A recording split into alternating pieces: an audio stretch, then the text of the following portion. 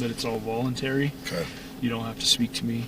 You can end the conversation, the interview at any time. So I don't think I really need to go into a lot of detail of what happened. I'm pretty sure you kind of have an idea, a gist, right? I mean, a gist. Yeah. I got a bunch of phone calls in the middle of the night from the guys, and then Coach Heyer called our room phone from the front desk, and that's what woke me up.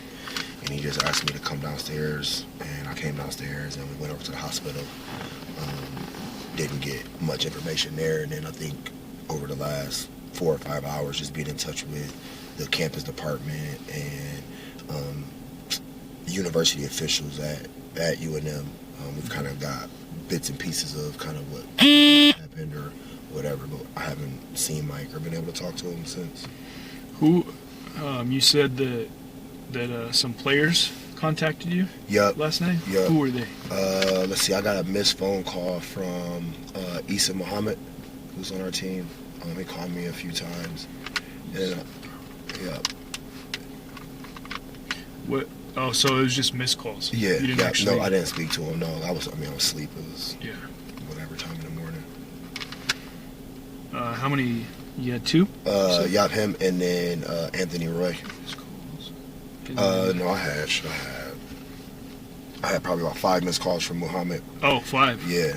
Okay. And then I had probably about 11 missed calls from Anthony Roy. Anthony Roy. Yeah. Yeah, you're a deep sleeper then, huh? Or did you just have the... I turned the ringer off because, I mean, it's, time in the morning. I was kind of on curfew duty, so we did the room checks at what time we did them, and then I sat in the lobby till at least about 2:20 a.m. or so, just, keeping an eye out for guys coming and going. And then by the time I got to my room, I just turned the ringer off, just to go to sleep, get some rest. I'm sorry, Anthony Roy? Yep. Okay. 11. So you never spoke to them? Nope. You just had all the missed calls? Mm-hmm. And then you say you got a call from Coach Yep. Air. Yep. I had missed calls from his cell as well, but what woke me up was the room phone. Oh, okay. Yeah. Not your cell phone. Yeah. Okay.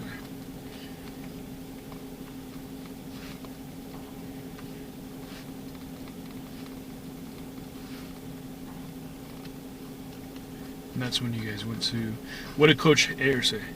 He just came. I mean, literally, I got on the phone. He's like, I need you to come downstairs, ready to go somewhere. And I was like, okay. And he's the head coach. I'm his right-hand man, so he just called me to come downstairs. I'm coming downstairs.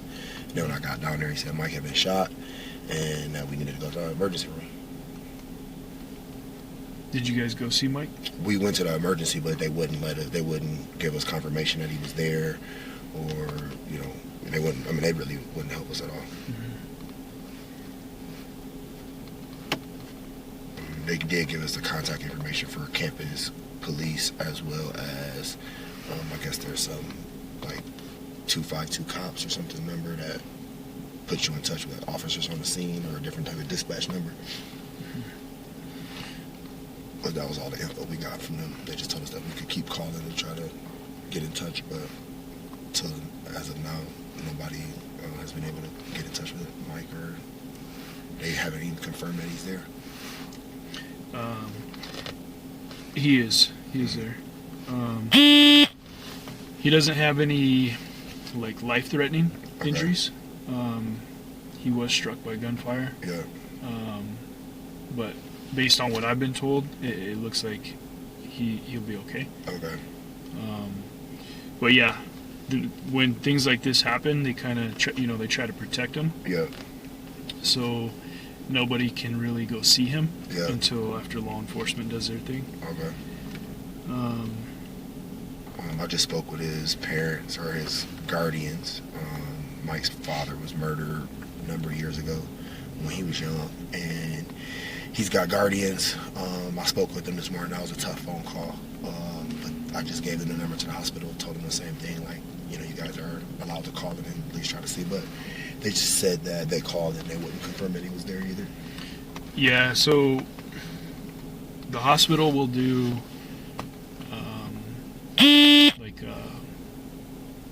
a safety thing. They don't know who's calling, Right. and they'll even change like the name that he's under, because they don't know who's calling, right? Right, They don't for know sure. who's coming in, For sure. and so that's kind of the downfall to the whole thing, I guess. Is not even family can really talk to him right now, Right. unless they allow him to make a phone call Yeah. and he calls them.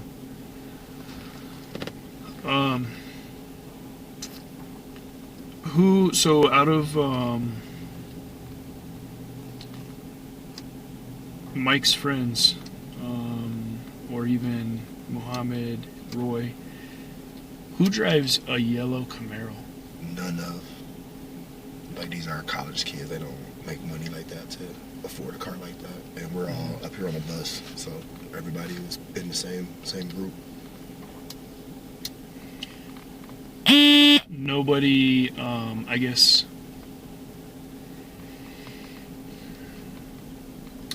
I don't know. I mean, you don't know, like, if they have any friends here in town or any friends that maybe drove up from down south No. that maybe would possibly drive a yellow Camaro? Yeah, nothing like that. Like I said, these are all college kids, and they ain't from affluent families. Like, none of them can afford vehicles like that. Like I said, all the guys that are with us, and most of the guys that Mike would be with, are guys that are on our team. And like I said, we all came together. I don't think that they have friends here. I do know that whether it be other student athletes, maybe students at UNM, their women's basketball team just played our women's basketball team in town in Las Cruces just recently, and I mean, maybe some of the guys on our team know some of the guys on those teams, but I wouldn't. I mean, you from New Mexico, it's not like a friendly type of thing. So, yeah, nothing like that. Okay. Because that is going to be, it's a big piece to this puzzle. Okay. Like I said before, I can't share a whole lot of details, but what I will say is that there is surveillance showing Michael going up to this yellow Camaro. Looks like he's friends with them, and he places a few items in the trunk. Okay. Mike also had a weapon. Okay. So right now we have Michael in the hospital with a gunshot wound. There's a deceased UNM student. I don't think he's an athlete, but he's a UNM student, deceased. And then there was a couple guys who had bats as well that were on video surveillance. We don't know where those guys are.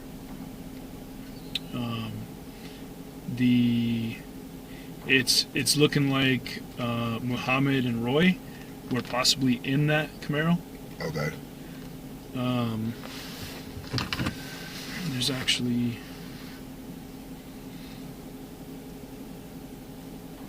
Marcellus Avery.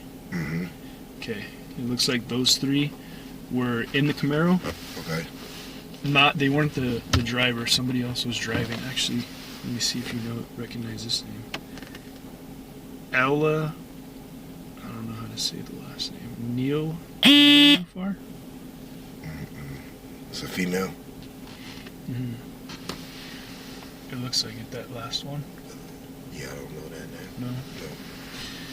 So they're going to be very important people to speak to. Okay. Because obviously Michael probably called them, and they show up, and they talk or discuss things. He places his weapon and something else in the trunk. Okay. We don't want this to escalate. We don't want any type of retaliation. We don't want, you know what I mean? Right. For We don't want nobody else to get killed, nobody else to get hurt. Yep. Whether it's athletes, coaches, family, whatever. Right. We don't want anybody to get hurt. So if you find out anything about that yellow Camaro, Okay. I need you to call me like immediately. Okay. Um, The number you call me from, not your cell? yeah, it's a Okay. work cell phone. Okay. I know Coach Air is checking with your guys' AD as far as me speaking Yep. to those players, Okay.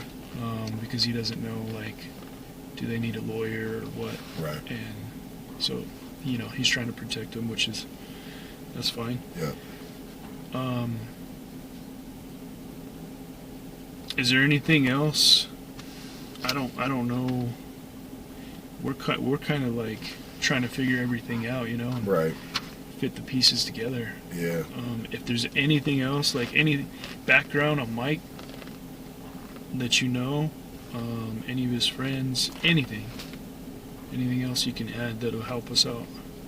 Yeah. None of that. Like I said, I don't know who it is. I would assume some female or somebody that they were trying to hang out with. Like I said, they're not here with transportation, so maybe it was somebody they called to get a ride to where he was at, or however that went. But I've never heard that person's name. And I'm pretty in the loop with our guys and kind of who they're around and kind of what their social circles are. So I've never heard of that person before. But the other three, or the names that we talked about, they're all guys that are on our team. Players. Yeah, for sure. Okay.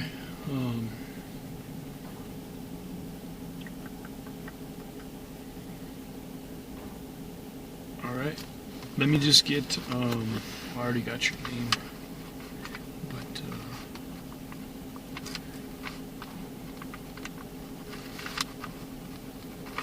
your date of birth. 86.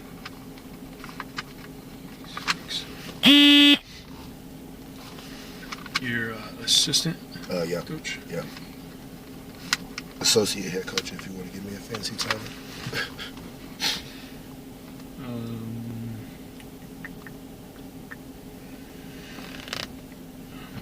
And that's a good number to call you on? Yep, that's my personal cell, yeah. Okay. And then I left the voicemail, so you Okay. got Yeah. my number, but here's another card anyway with my name, phone Okay. numbers on the bottom right, email, all that information. Okay. Shoot.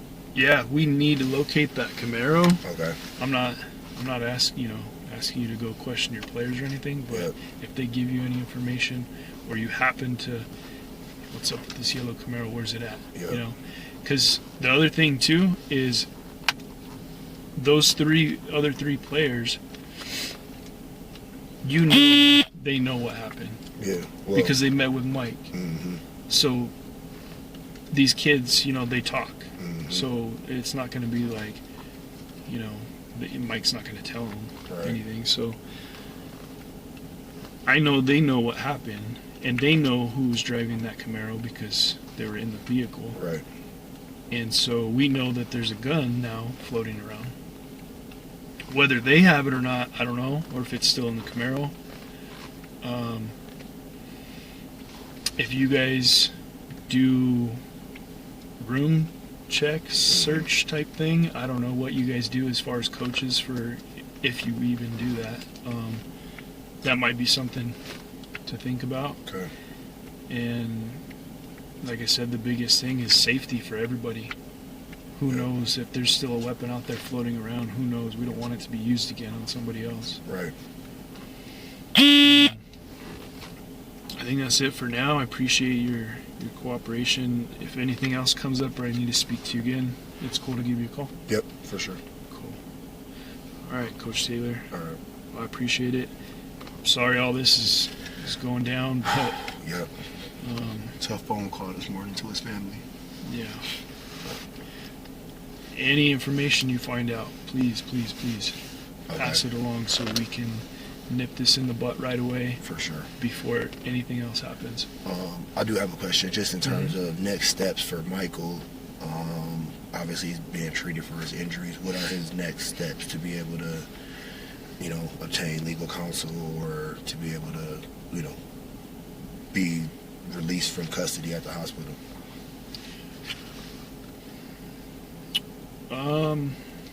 So other agents, may be there now, Okay. speaking to him. So whether or not he wanted to retain an attorney or not, I guess that would be up to him. Okay. And so whether he did or not, I have no idea. Right. After we speak to him, he would be treated. As of right now, I don't know of any charges on him, Okay. but everything is on video surveillance. Yep. And so I haven't actually seen the video myself, Okay. so I can't tell you, was it, self-defense or what. Right. So I don't really want to go into too much detail Okay. as far as that goes. Okay. But that's probably going to determine, what's going to happen after he's treated at the hospital. Gotcha. Okay. I don't know if that answered your question. No, I did. It It's did. hard to, I want to give you as much as I can, but at the same time I can't. Right. No, I get it. Okay, Okay. All right. Thank you. cool. Sounds good. Yeah. Appreciate it.